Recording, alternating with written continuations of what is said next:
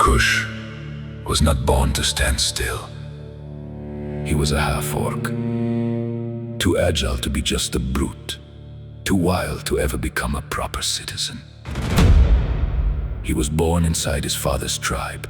His father's name was Karl, and Karl did not rule only through strength. He ruled through debts, through favors, through fear, through a long chain of dirty business stretching across the wild lands. Between the wilderness and Rhodes, Karl moved goods, weapons, secrets, and things that were never meant to see the light of day. Kush grew like every young barbarian in the tribe. He learned to hunt, to track footprints in the mud, to sleep with one eye open, to fight before he fully understood why. But then came Rhodes. On one of his father's journeys, Kush met David, the family's contact inside the city. And that was when everything changed. Kush understood something simple. His true jungle was not made of trees. It was made of alleys, narrow bridges, black canals, dirty marble, closed doors. And behind every closed door, someone was hiding something. Rhodes got into his blood, not because it was beautiful, but because it was dangerous. Every crime had a price, every guard had a blind spot, every alley was a promise.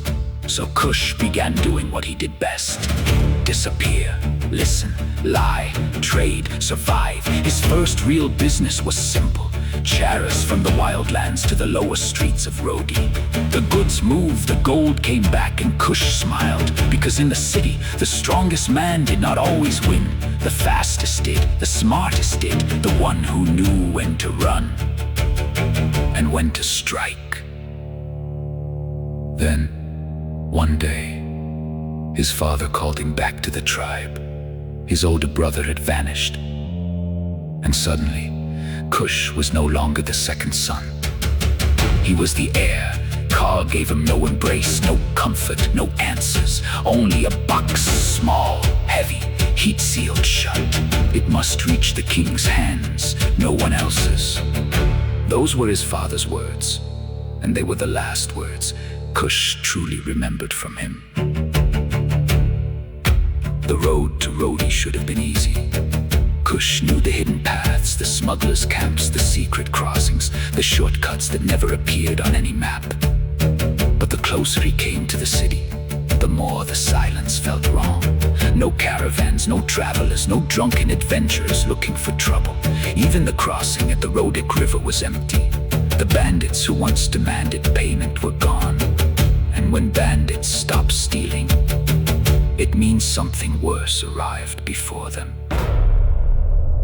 He found it a few miles later. A dead camp, a massive rock, cold flesh, empty eyes. The first walking corpse leapt at him without a sound. Kush did not scream.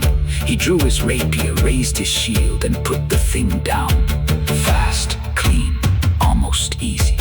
Too easy. Because the problem was not that corpse. The problem was the road. At the crossroads, the way to Rhodes filled with the dead. One after another, silent hunger, lifeless hands, bodies that had forgotten how to fall. Kush fought the way he had always lived, dirty, fast, without wasting breath. Then, through smoke, blood, and the rotten sound of dragging feet, he saw two figures, a massive half-orc holding a reinforced war oar, and a man dressed like death with a skull hanging from his neck. Tsadok, Lucius, Kush did not know yet if they were salvation, trouble, or both. But he understood one thing. Rhodes was no longer the city of his business. It had become a tomb, and he still had a box to deliver to the king. Kush smiled. Not because he was fearless, but because fear, if you stare at it too long, slows you down. And Kush had never been good at slowing down.